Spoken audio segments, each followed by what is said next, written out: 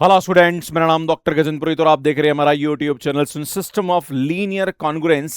यहाँ पे नॉन को प्राइम मॉडलों को कैसे सॉल्व करते हैं इससे पहले मैंने एक वीडियो अपलोड किया था जहां पर मैंने चाइनीज रिमाइंडर थ्योरम बताया था, जहां पर मॉडुलो होता है वो को प्राइम होता है। अगर मॉडुलो को प्राइम नहीं है तो उस वाले केस में system of linear congruence equation को कैसे सॉल्व करते हैं। इससे पहले आपसे अनुरोध करता हूं, कॉन्ग्रुएंस इक्वेशन क्या होती है, चाइनीज रिमाइंडर थ्योरम क्या होती है, बहुत सारे कंसेप्ट पे मैं ऑलरेडी वीडियो अपलोड कर चुका हूं। अगर आपने नहीं देखे तो आप आईटेप पे जाके देख लीजिएगा या फिर आपको यहाँ पे प्लेलिस्ट मिल जाएगी।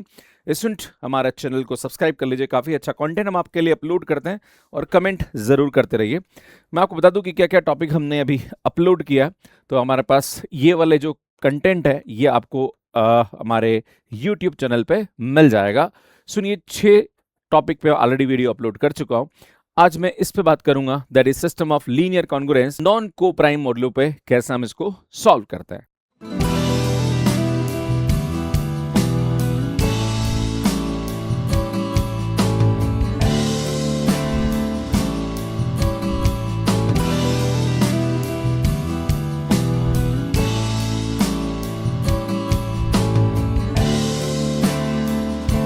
बात करेंगे एंड स्टूडेंट, ये हमारे पास कोई भी system of linear congruence equation दे रखी है जहां पर m1 और m2 जो है उसका जीसीडी 1 नहीं है, मतलब ये दोनों नॉन को प्राइम है।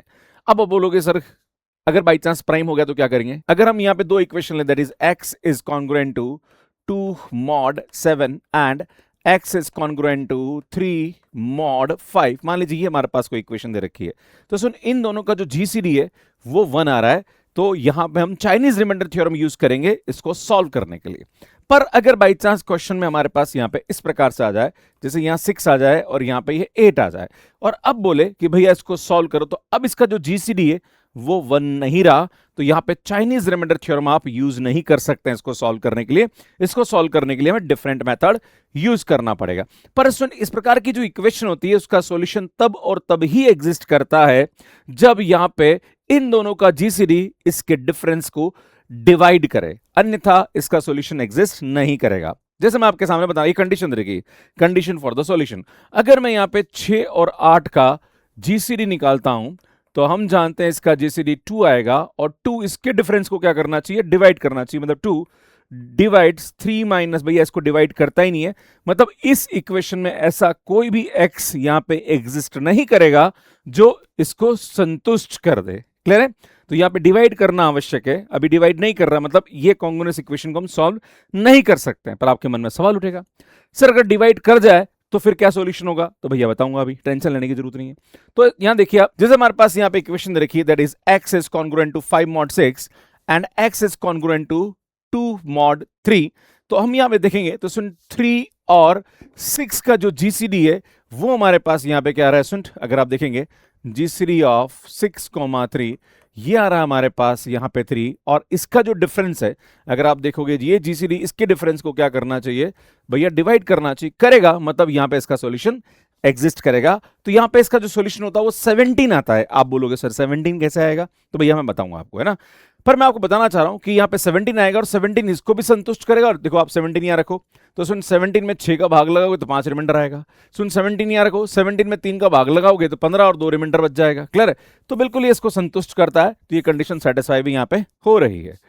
अगर हमारे पास ये कोई इक्वेशन दे रखी है तो आप देखो यार भैया, इन दोनों का जो जीसीडी है वो हमारे पास कितना रहा भैया, 10,8 का जो जीसीडी है वो हमारे पास 2 आ रहा है, और 2 जो है भैया इसके डिफरेंस को डिवाइड नहीं कर रहा है, मतलब यहां पे इस इक्वेशन को सॉल्व करोगे तो इसका सॉल्यूशन एग्जिस्ट नहीं करेगा, मतलब नो सॉल्यूशन आ जाएगा। इस प्रकार से यहां पे देखो इसका जीसीडी 3 आएगा, डिफरेंस 2 आएगा, 3 does not divide 2, so there is no solution, या यहां पे कोई भी सॉल्यूशन एग्जिस्ट नहीं करेगा।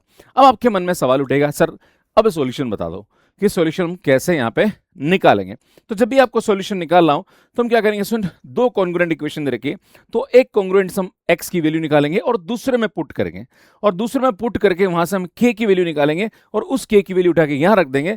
तो ये जो हमारे पास x होगा ये हमारे पास क्या होगा, कॉन्ग्रुएंट हो जाएगा। यहाँ पे जो भी x की वैल्यू हमारे पास आएगी वो कॉन्ग्रुएंट हो जाएगा मॉड, और यहाँ पे जो भी हमारे पास लाइक नंबर आ रहा है उन दोनों का प्रोडक्ट के, राइट है ना, मतलब एलसीएम, माफी चाहूंगा। तो जो भी हमारे पास m1 m2 आ रहा है उसके LCM की ये क्या हो जाएगा सुंट मोडुलो हो जाएगा और ये इसका सॉल्यूशन हो जाएगा। आपके मन में सवाल उठेगा, सर सॉल्यूशन करके बताओ, तो मैं आपके सामने इसका सॉल्यूशन करके दिखाता हूं। हमारे पास एक इक्वेशन दे रखी है, that is x is congruent to 1 mod 4 and x is congruent to 5 mod 6। सबसे पहले देखेंगे कि यार भैया इसका सॉल्यूशन एग्जिस्ट कर रहा है या नहीं कर रहा। तो आप देखोगे सुन इसका जीसीडी, तो यार इसका जो जीसीडी आएगा वो हमारे पास 2 आएगा और जो 2 है वो इसके डिफरेंस को डिवाइड कर रहा है ना। देखो -4 आ रहा, मतलब ये इसको डिवाइड कर रहा, मतलब इसका सॉल्यूशन एग्जिस्ट कर जाएगा। क्लियर बात हो गई, ठीक है। अब बात करते हैं कि भैया सॉल्यूशन कैसे निकालते हैं। तो सबसे पहले क्या करेंगे, ये जो इक्वेशन है इसका हम सॉल्यूशन देखते हैं। तो इसका जो सॉल्यूशन आता है वो हमारे पास आता है सुन 4k+1, याद है ना। जैसे k की वैल्यू 1 रखता हूं तो 5 और 5 में 4 का डिवाइड करोगे तो 1 रिमाइंडर, मतलब इसको संतुष्ट करेगा। हर k की वैल्यू जो भी रखेंगे आप उस पर इसको सेटिस्फाई करेगा, मतलब ये इसका सॉल्यूशन है। क्लियर। अब हम क्या करते हैं सुन, ये जो x की वैल्यू है इसको उठा के मैं यहां रख देता हूं। क्लियर है। जैसे मैं यहां रखता हूं तो भैया क्या आएगा, ये आएगा 4k+1 is congruent to 5 mod 6 हो जाएगा। इस 1 को मैं उधर लेके जाता हूं तो 4k कॉन्ग्रुएंट टू ये उधर जाएगा तो ये हमारे पास यहाँ पे क्या आ जाएगा, इससे माइनस हो जाएगा। क्लियर, ये आ जाएगा, है ना। अब हम क्या करते हैं यहाँ पे, देखो मैं इसको डिवाइड करता हूँ, है ना।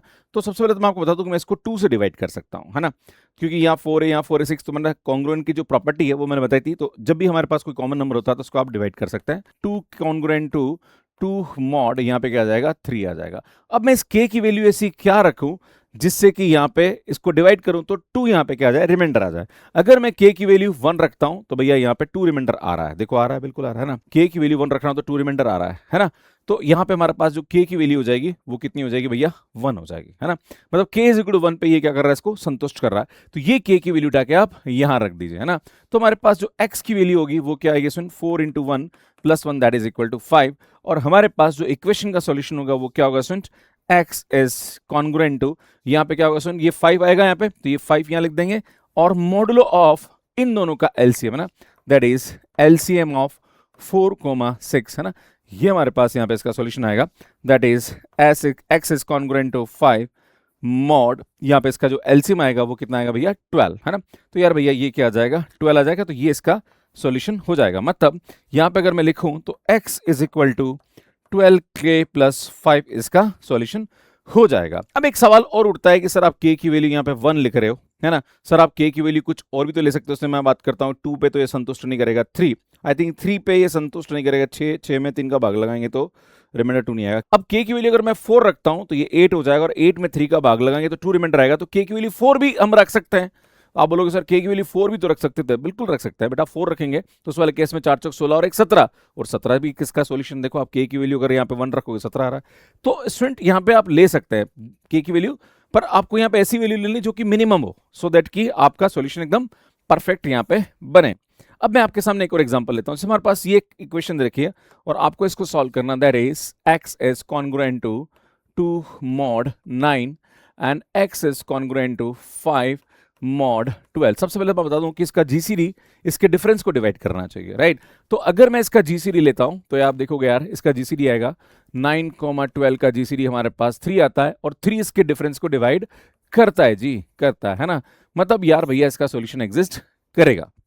अब सॉल्यूशन एग्जिस्ट करेगा तो सबसे पहले हम क्या करते हैं सुन, यहाँ पे x की वैल्यू निकालते हैं कि ऐसी कौन सी वैल्यू जो इसको सेटिस्फाई करेगा, दैट इज 9k+2, है ना। और ये 9k+2 उठा के हम यहाँ रख देते हैं ना।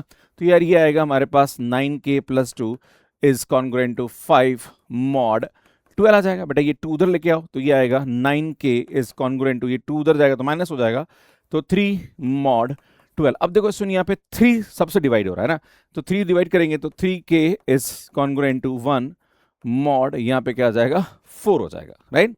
अब यहां से हम k की वैल्यू देखते हैं कि ऐसी कौन सी k की वैल्यू है जिसमें 4 का भाग लगाता हूं तो 1 रिमाइंडर आए। तो k की वैल्यू 1 रखूंगा तो मतलब नहीं है ना, क्योंकि 3 रिमाइंडर आ रहा है। 2 रखता हूं तो 6 और 6 में 4 का भाग लगाएंगे तो भैया 2 रिमाइंडर आ रहा नहीं है। सुन k की वैल्यू 3 रखता हूं तो 9 और 9 में 4 का भाग लगाएंगे तो 1 रिमाइंडर आएगा। इसका मतलब यहाँ पे k की वैल्यू क्या आ जाएगी भैया, 3 आ जाएगी। और ये k की वैल्यू 3 उठा के आप इसमें रख दीजिए ना। जैसे इसमें रखेंगे तो x की वैल्यू यहाँ पे क्या आएगी सुन, 9 × 3 + 2 दैट इज यहाँ पे आएगा 27 और ये 29 हो जाएगा, राइट। मतलब हमारे पास जो सॉल्यूशन आएगा वो क्या आएगा भैया, हमारे पास जो सॉल्यूशन आएगा वो आएगा x is congruent to 29 mod इन दोनों का एलसीएम, है ना, 9 और 12 का एलसीएम। तो 9 और 12 का जो एलसीएम होता है वो हमारे पास कितना होता है स्टूडेंट, 36 हो जाता है ना। एलसीएम ऑफ क्या होगा स्टूडेंट, एलसीएम ऑफ 9, 12 और ये हमारे पास कितना होता है 36। तो यार भैया यहाँ पे 36 आ जाएगा। तो यार ये हमारे पास यहाँ पे इसका सॉल्यूशन आएगा। अगर आप लिखना भी चाहो तो कैसे लिख सकते हो स्टूडेंट, 36k प्लस 29 है ना। अगर आप k की वैल्यू यहाँ पे 0 रखोगे तो 29 और 29 देखो यहाँ पे 29 रखो, 29 में 9 का डिवाइड करोगे 27, 2 रिमाइंडर बच रहा है। 29 को यहाँ रखोगे तो 12 से डिवाइड करोगे तो 12 दूना 24 और 5 रिमाइंडर बच रहा है। मतलब ये संतुष्ट कर रहा है। k की वैल्यू 1 रखोगे तो भी वो वैल्यू इसको क्या करेगी, सेटिस्फाई कर जाएगी। तो इस प्रकार से इस टाइप की इक्वेशन सॉल्व कर सकते हैं जहां पर मोडुलो है वो नॉन को प्राइम है ना। जब को प्राइम हो जाता है तो हम यहाँ पे चाइनीज रिमाइंडर थ्योरम यूज करते हैं, और अगर यहाँ पे नॉन को प्राइम होता है तो उस वाले केस में ये मेथड यहाँ पे यूज किया जाता है। तो मुझे लगता है कि चीजें आपको यहाँ पे समझ में आ गई होगी। एक क्वेश्चन और है जो कि आप यहाँ पे देख सकते हैं। तो यार 6 और 9 का जीसीडी 3 आता है, वो यहाँ पे इसके डिफरेंस को डिवाइड कर रहा है। 5 - 5 क्या होता है 0, और हम जानते हैं कि 3 जो है वो 0 को डिवाइड करता है ना। ऐसा नहीं कि सर ऐसा कैसे हो रहा है, भैया करेगा है ना। तो सॉल्यूशन तो एग्जिस्ट कर जाएगा, ठीक है ना। अब सॉल्यूशन एग्जिस्ट कर जाएगा तो क्या लिखेंगे, x is congruent to 5 mod 6 and x is congruent to 5 mod 9 आ जाएगा। क्लियर है। अब देखिए भैया क्या करेंगे, यहाँ पे सबसे पहले k की वैल्यू x की वैल्यू निकालता हूँ तो ये आएगा 6k प्लस का 5, और ये उठा के मैं यहाँ रख दे दूंगा ना। तो यार क्या आएगा 6k plus 5 is congruent to 5 mod 9 आ जाएगा। यार ये 5 से 5 कैंसल, तो ये यहाँ पे क्या आएगा 0 mod 9 हो जाएगा है ना। तो सुनिए हर k के लिए ये क्या कर जाएगा, इसको सेटिस्फाई कर जाएगा ना। फॉर एवरी के यहाँ पे ये इसको संतुष्ट करेगा, 0 के लिए भी करेगा, 1 के लिए भी करेगा, 2 के लिए भी करेगा, 3 के लिए भी करेगा। तो एक काम करते हैं मिनिमम वैल्यू लेते हैं। तो मिनिमम वैल्यू के की क्या आ गई भैया 0 आ गई, और ये के की वैल्यू 0 यहाँ रखेंगे तो यार x हमारे पास यहाँ पे क्या आ जाएगा भैया 5 आ जाएगा। और अगर x की वैल्यू 5 उठा के रखोगे तो हम जानते क्या आएगा, सुन x कॉन्ग्रुएंट यहाँ पे क्या आएगा 5 मॉड, और इन दोनों का जो एलसीएम आएगा वो हमारे पास कितना आएगा स्टूडेंट, वो आएगा हमारे पास 18 है ना।